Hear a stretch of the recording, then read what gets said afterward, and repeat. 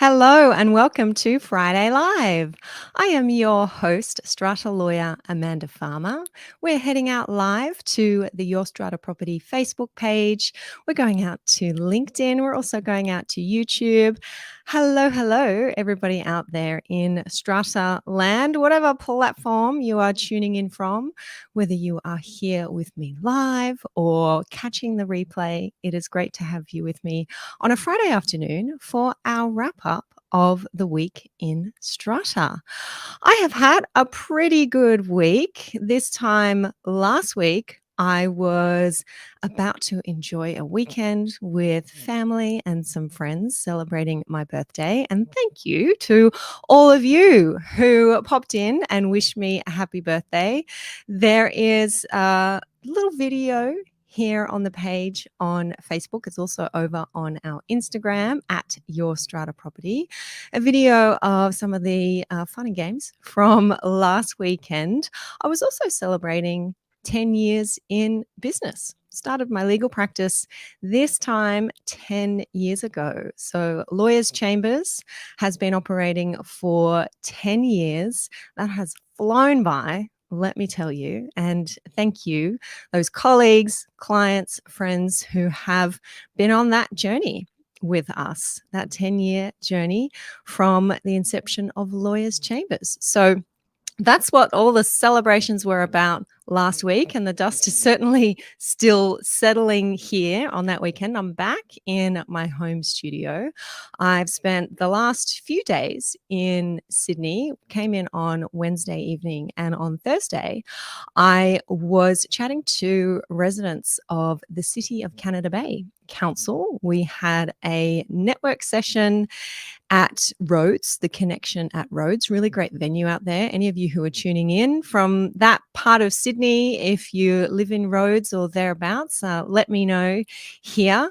I know there were a few residents in the audience who said, "We listen to your Friday Lives, Amanda. We catch you on the podcast." So it was great to meet some of you in person. City of Canada Bay Council invited me to come and share some knowledge about strata bylaws, how important they are in improving behavior in our communities, especially when it comes to waste management. So I have partnered with the City of Canada Bay, and they are sharing one of my waste management bylaws with residents there. Many of you will be in council areas where you've been able to enjoy that opportunity as well to get your hands on my waste management bylaw. So popped in to their networking afternoon where they gather together residents, mostly committee members, some building managers, some strata managers there as well, to talk all things strata. And really great session that I know they'll be doing more of there at City of Canada Bay. So if you're in that council area and you are living or owning in strata, or you're a building manager or a strata manager who is working with strata buildings in that area, definitely make sure you're connecting with the City of Canada Bay. They're doing some really good things in that sustainability space and helping us all work towards a net zero future. So important.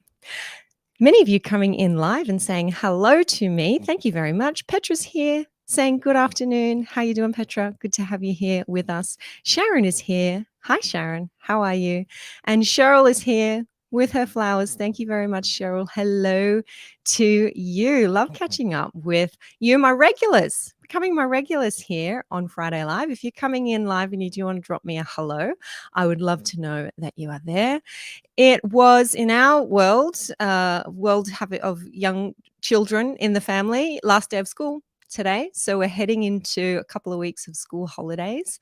Parents out there will know that. I'm with you. We're strapping ourselves in. Here we go over the next 2 weeks. I can't complain too much. I'm very lucky to have the support of my husband here at home, who does most of the heavy lifting when it comes to the parenting. So I can keep chatting to you, keep living in strata land, which is a nice place to be. Sean is here saying, hi there, Amanda. Hey, Sean, how you going? And Sean's asking me, is it cold? Yes, it's cold here in Mudgee. I've got my fluffy socks on, which some of you may have seen on a video that's floating around. I got my fluffy socks on, but my feet are still cold. I've got the heater going. I've got my hoodie on. It's cold.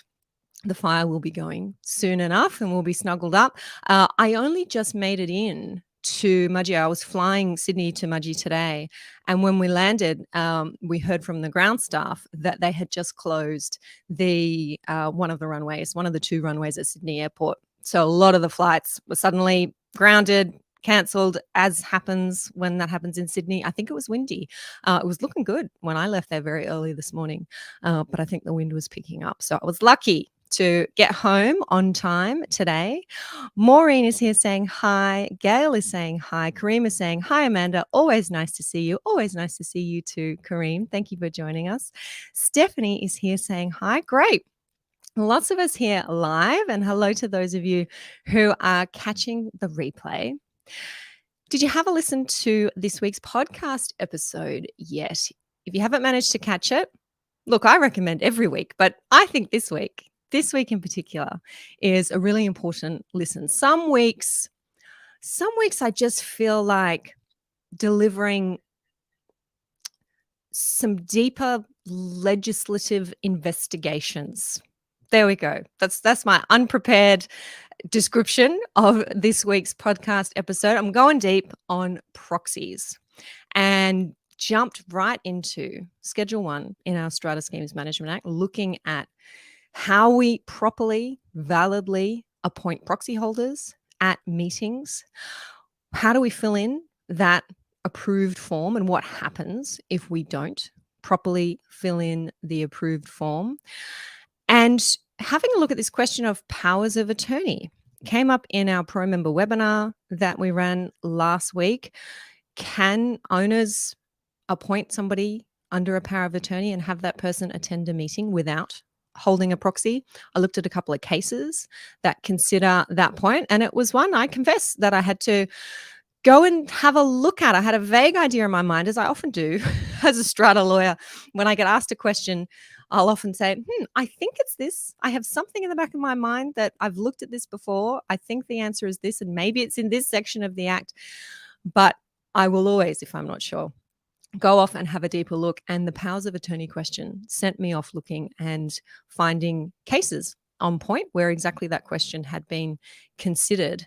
And all of that is brought to you in this week's podcast episode. We've got a link here that Mina has popped in the notes for us. If you haven't yet caught it, do go over and do that. There is already under the episode over on the website a comment from one of our listeners. It is Bill and Ben, who is often here with us on live as well. If you hear Bill and Ben, give me a hello. I said in the episode, if you know of any other cases, if you have a different view than I do as to proxy validity and the exercise of powers of attorney, please let me know. Bill and Ben has jumped in and commented under the episode that the position of the tribunal in one of the cases that I talked about, and that's the case of Warren.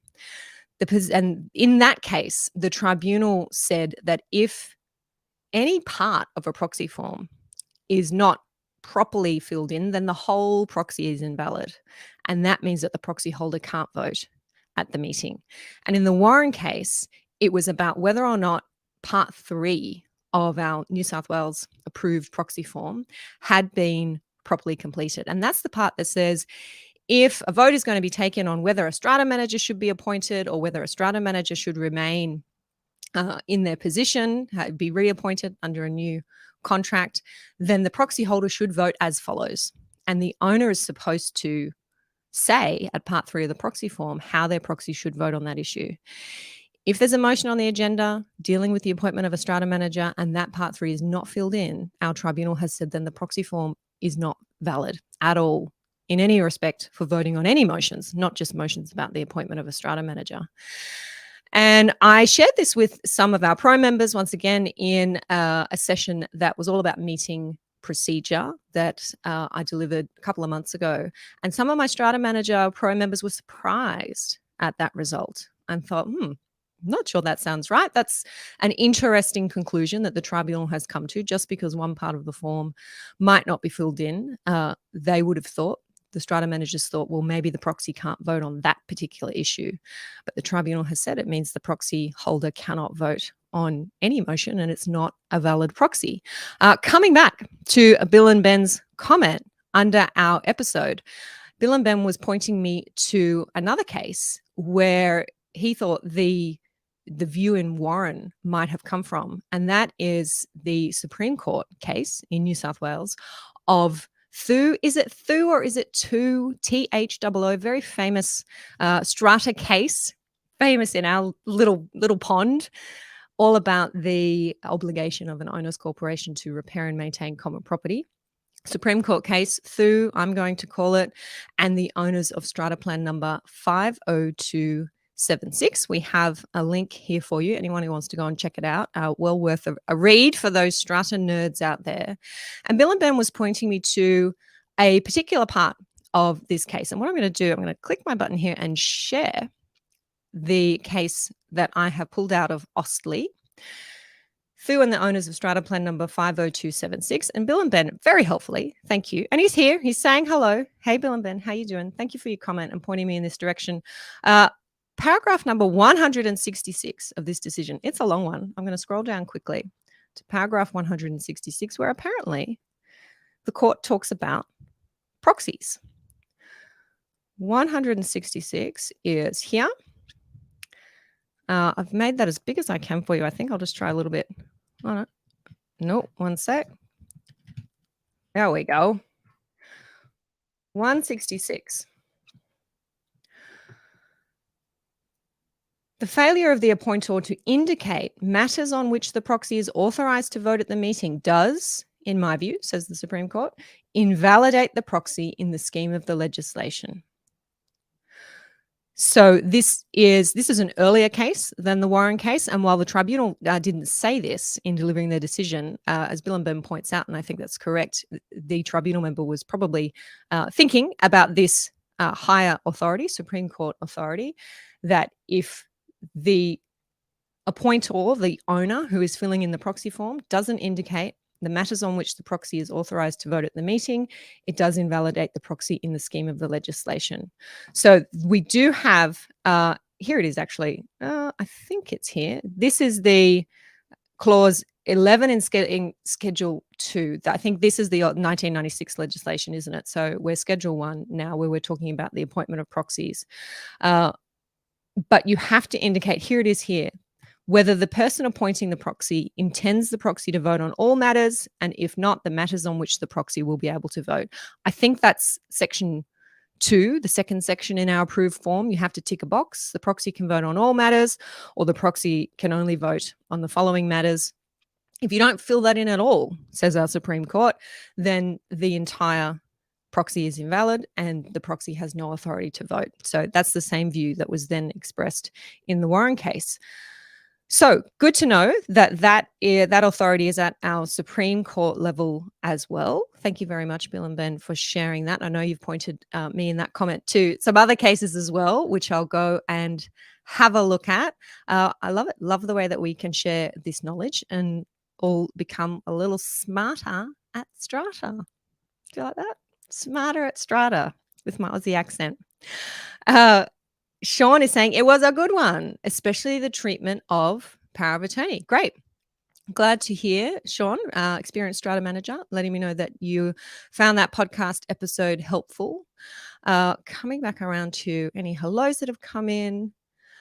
Joanne is saying, my building is controlled by company nominees. One person holds all of them. Interesting. Yes, Joanne. So I mentioned company nominees briefly in the episode. If there is a company that owns a lot, the way that the company votes is via, can be two different ways, via a company nominee, and that has to be the person named on the strata roll. So I'd be checking, if I were you, that the person who is saying they are a company nominee and voting as a company nominee is actually listed on the strata roll. And then the other way, as I explained in the episode, that a corporate owner can vote is by having the company appoint a proxy holder who doesn't have to be the company nominee. It can be somebody completely different. And then the company has to fill in the proxy form and properly sign the proxy form. And a company signs documents pursuant to the relevant section of the Corporations Act, which I talk about in that episode. So company nominees, if they're named on the strata roll, don't need to be holding proxies. But if the company wants to appoint someone who is not their nominee, they want to put their lawyer or they want to appoint someone different just for that meeting, then they do need to fill in a proxy form. Another comment here from, oh, hey, Alan, nice to see you. Thanks for saying hi. Martin, hey, Martin, how you doing? We have a group that proxy farms, and now there isn't any point coming to meetings anymore or joining the committee unless you have the favor of this group. Yep, difficult. And look, the intention of I'm not sure if you're in New South Wales, Martin, the intention, same in Queensland, the intention of our proxy limit laws was to prevent this proxy farming, but it can certainly still happen rather easily once people understand how you might be able to get around the legislation, how you might be able to gather together a group of people who can each hold a few proxies, a group of people all with similar interests who can each hold a few proxies and vote the same way. You can essentially end up with the same result as if it was one person proxy farming with no limit. So I'd be interested to know, Martin, how many lots there are in your building. Are you in New South Wales? How many lots are in your building? Because we do have limits on proxies if you're not aware of that, and just check that those legal limits are being complied with in your community. So that's proxies. If you're coming in and you do have, you had to listen to the episode, or you're looking forward to listening to the episode and you've got more questions about proxies, feel free to pop them into the comments here today and I'll swing back around to those. Martin saying, yes, New South Wales, and 220. Okay, 220 lots.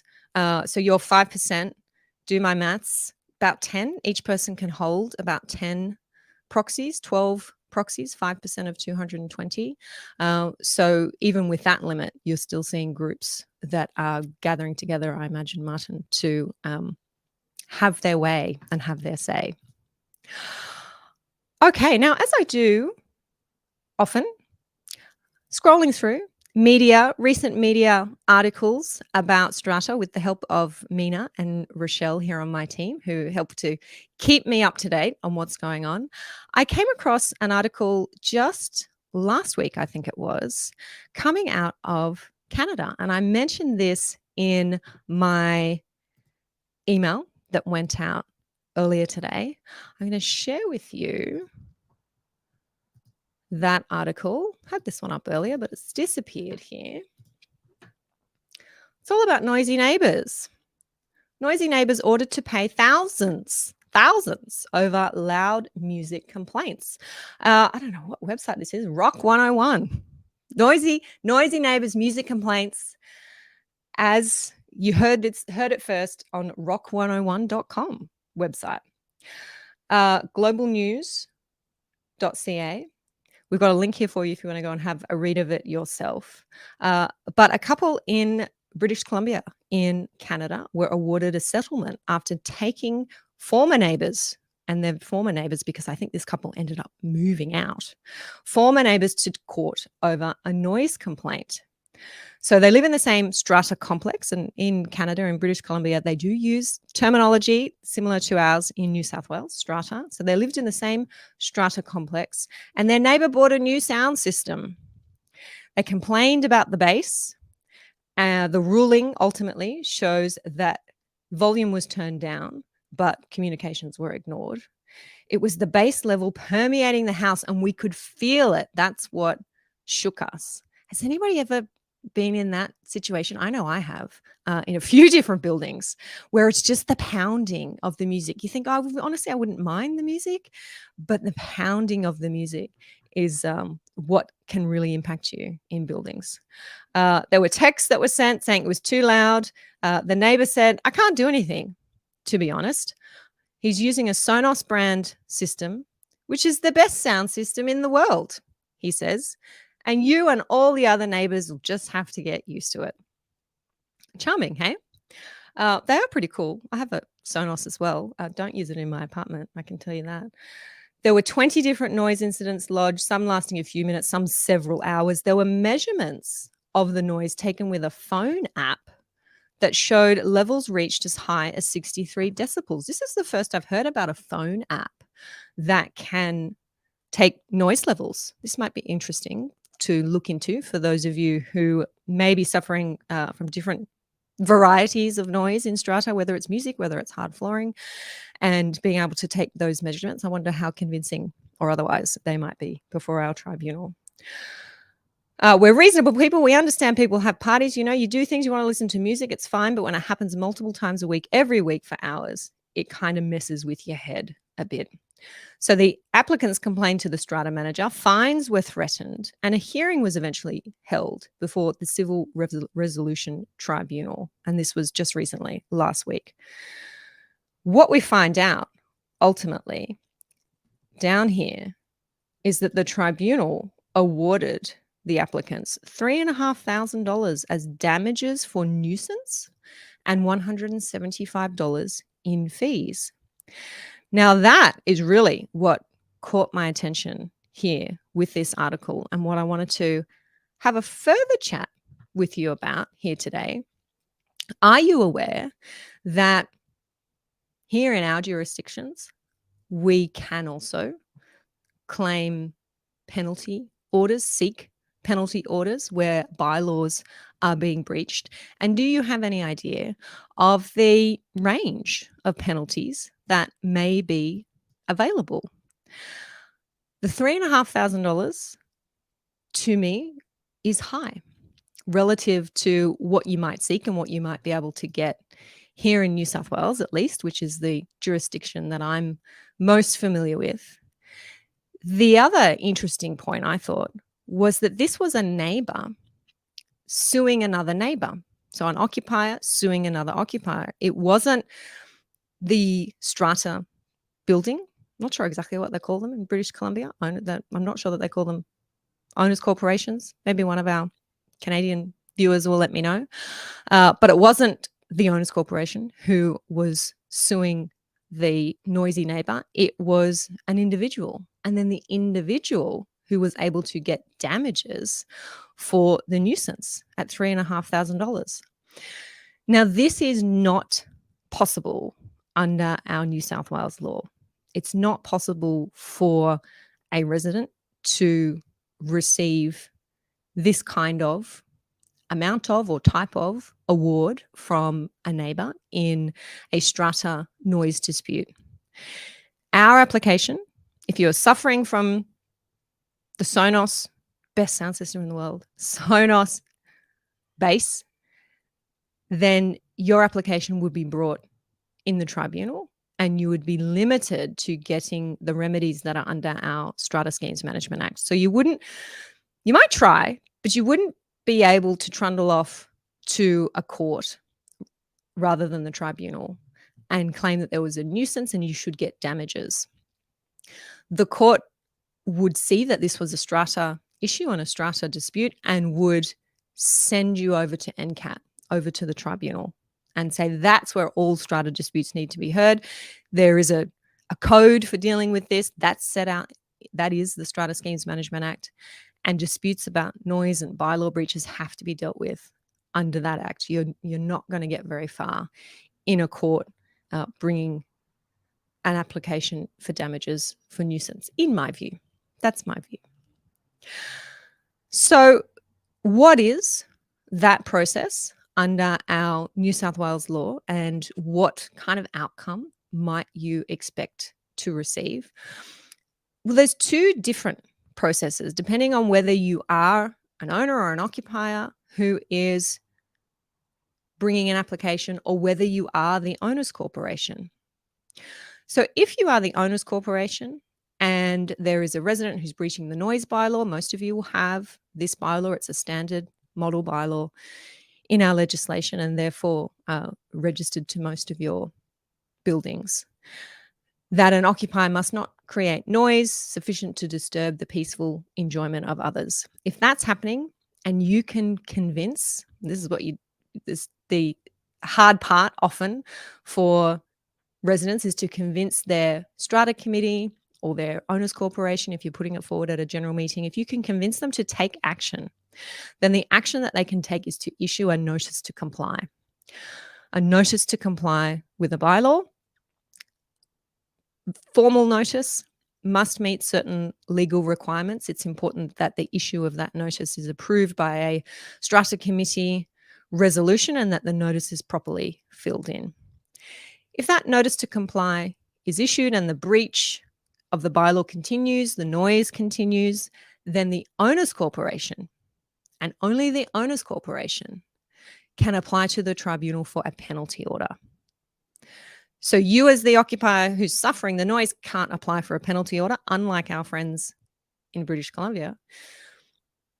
Only the owner's corporation can apply to the tribunal for a penalty order where a notice to comply has been breached. And that application is made under Section 147 of our Strata Schemes Management Act. So Mina's got a link to that one if you want to have a closer look at it. But it's really important to get the notice to comply right. I've been involved in cases acting for owners who have been issued with notices to comply that were not right. And I can tell you that tribunal proceeding did not go very well for that particular owner's corporation. So important to get the notice to comply right. And then you head off to the tribunal for a penalty order. And I'm going to talk to you in a moment about the kinds of penalties that you might expect to receive, that the owner's corporation might expect to receive. Henry's here. Hey, Henry. Henry's saying, I had the exact same issue with subwoofer noise in my old building, which affected other owners, not only myself. I managed to get access to the main isolator switch and cut their power when it occurred. They soon learned. I like these creative ideas. Self-help in Strata. Because the process that I'm about to talk to you about and that I'm taking you through, you're going to realize ain't a quick one. It ain't a quick one, and it's often not an effective one. And maybe it would be a good idea if residents could head off to court and seek damages for nuisance, as we have seen our friends overseas do. But when you have to follow the tribunal process, yeah, it can be long, drawn out. Not saying don't do it. Not saying don't do it, but the reality is that it's not as easy as just heading downstairs and cutting the power. I'm also not going to say do that, but noted, Henry, noted. Stephanie's saying, we have a resident that says due to mental health issues, they have to play music loudly. Oh, that's a tough one. That's a tough one, Stephanie. This is why I find Strata so fascinating, because these are people's lives that we're dealing with, different types of people in different circumstances, and it always, as lawyers, puts pressure on our brains to be able to help solve these unique problems. There we go. Martin's got a solution. Could they not use headphones? Maybe they could. Okay, so issue a notice to comply, apply for a penalty order. The maximum penalty order, I think I've got a copy of this on my screen actually, so I'll pull it up for you. Is that the one? Yes, it is. Section 147. The maximum penalty where an owner's corporation is applying for a penalty order, up to 10 penalty units. What the heck is a penalty unit? A penalty unit is $110. So up to 10 penalty units is up to $1,100. That's the maximum penalty if the tribunal is satisfied that the owner's corporation gave a notice to the person requiring them to comply, and that's a notice under this division. Section 146, the one that comes before this one, tells you what the notice to comply must contain. And the person has since contravened the bylaw. Now, if the person contravenes the bylaw again within 12 months after the tribunal imposed their monetary penalty the first time, then the penalty doubles up to 20 penalty units, $2,200. Bear in mind, we're still nowhere near this $3,500 that we've seen over in BC. And have a think about whether you think these types of penalties are sufficient deterrence.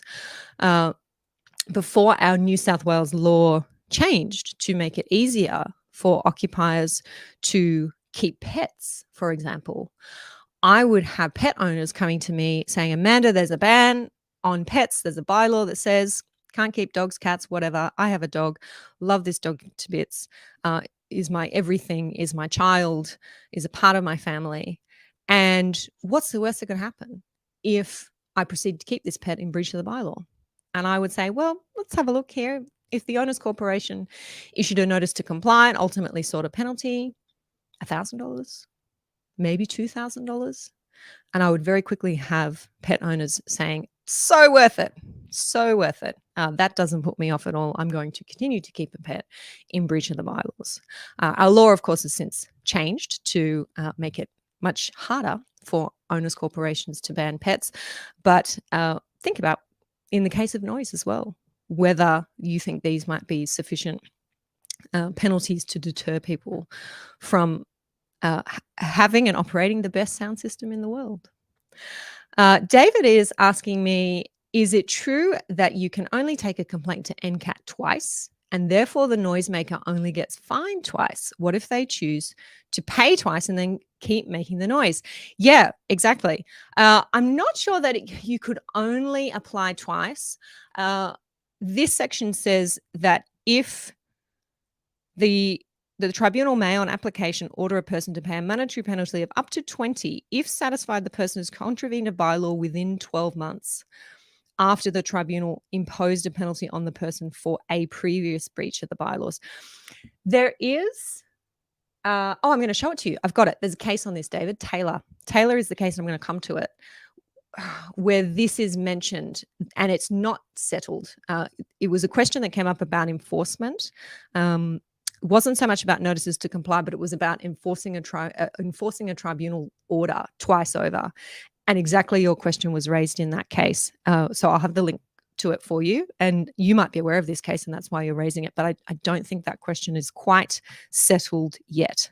Bear in mind that different bylaws have different penalties. So this subclause 3 here in section 147 tells us that even though we've got a penalty of $1,000 for a first breach, $2,000 for a second breach, the tribunal may, if it's considering contravention of a bylaw made under section 137. Does anyone know what section 137 means? What it says? I've got it here. I've just clicked on that hyperlink, which is a good way to navigate your way through the Act. It's an occupancy limits bylaw.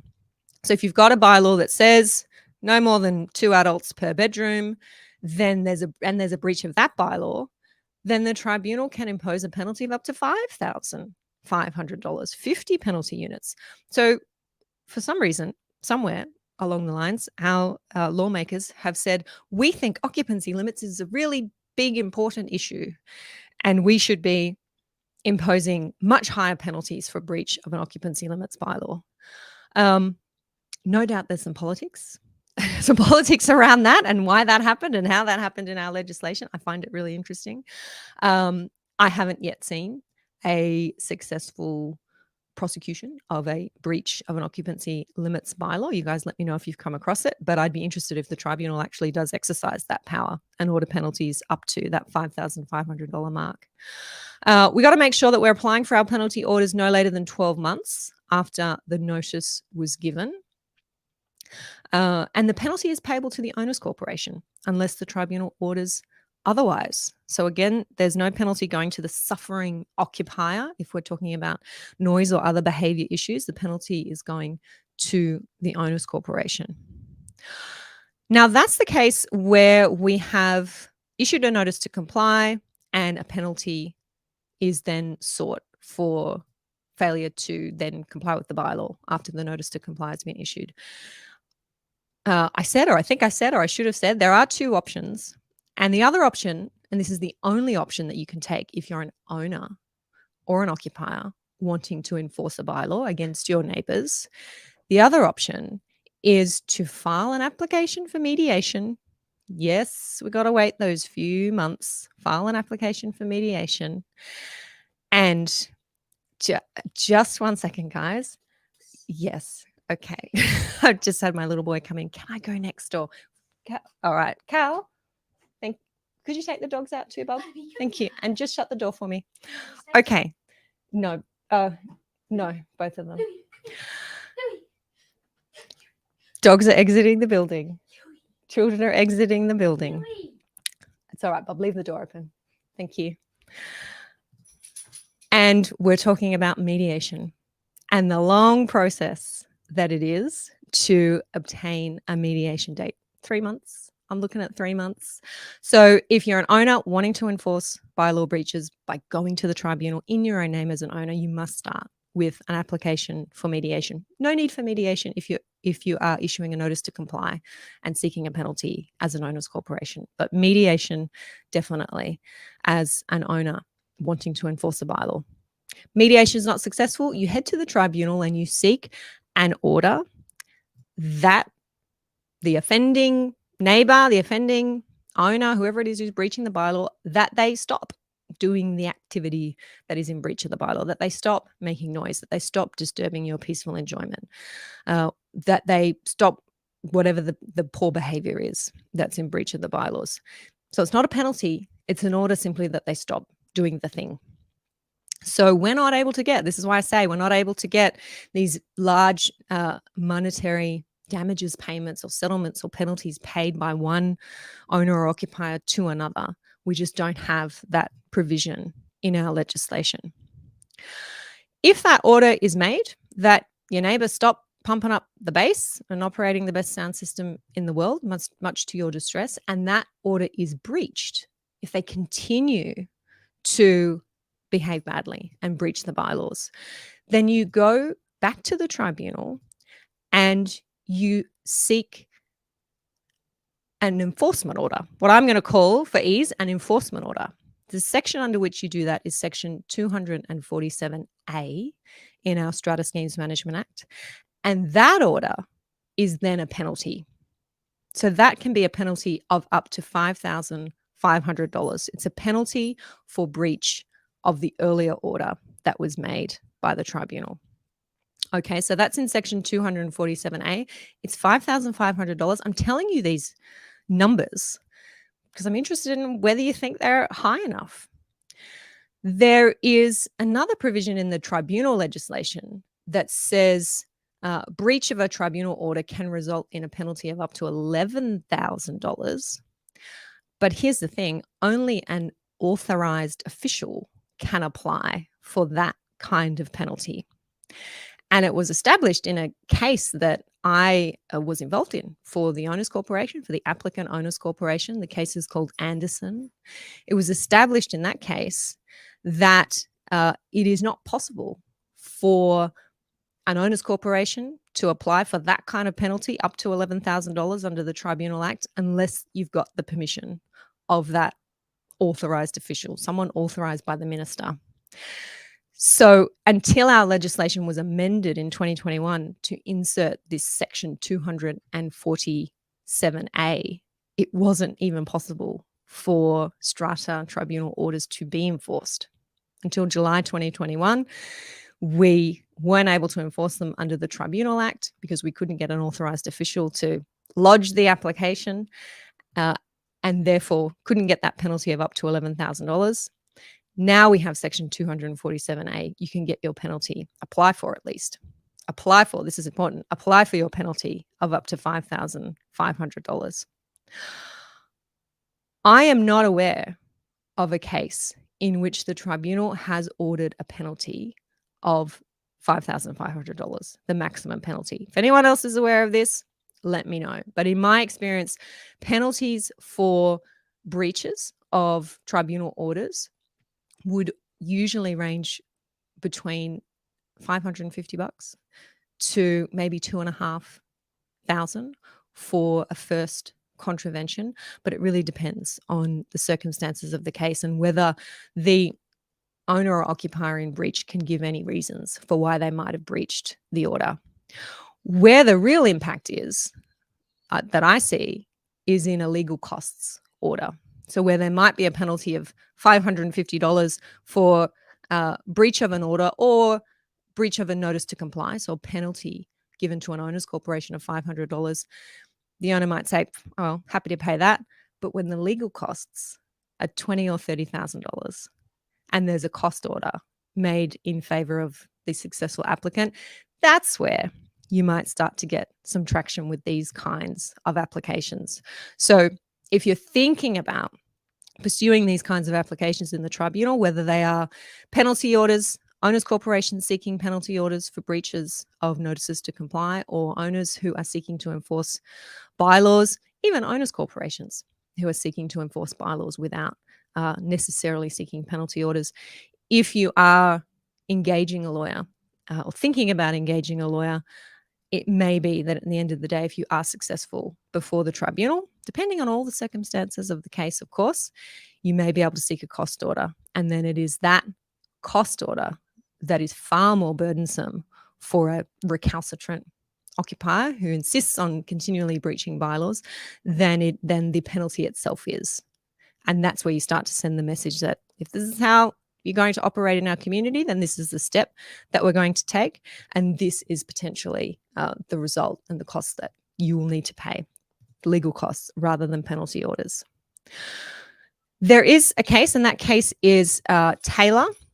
I think we've got the link for you. Yes. And this is the one that, David, I was just mentioning earlier when you were asking me that question about how many times can we go back for penalties. Have a look at this case, Strata Plan 61285 and Taylor. It's not a case that I was involved in. The maximum penalty of $5,500 was sought for breach of a tribunal order. And what was ordered was $3,850. So even in cases that are considered relatively serious breaches where the owner has no real excuse for why they've behaved badly, the tribunal is still reluctant to order the maximum penalty. And that was also a case where it was questioned whether you could go back a second time, to pursue essentially the same behavior under that same enforcement provisions. So that may answer your question, David. Otherwise, if you are a member, jump in our member forum and we'll more than happy to continue that discussion over there.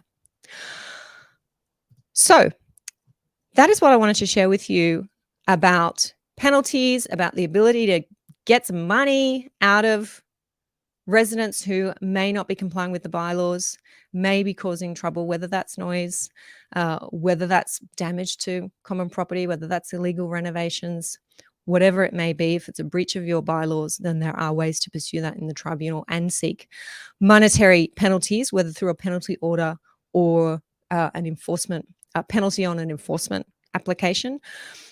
But it's certainly not straightforward, and we're certainly not seeing the type of award that we saw our friends over in Canada obtain through their nuisance damages application that they brought.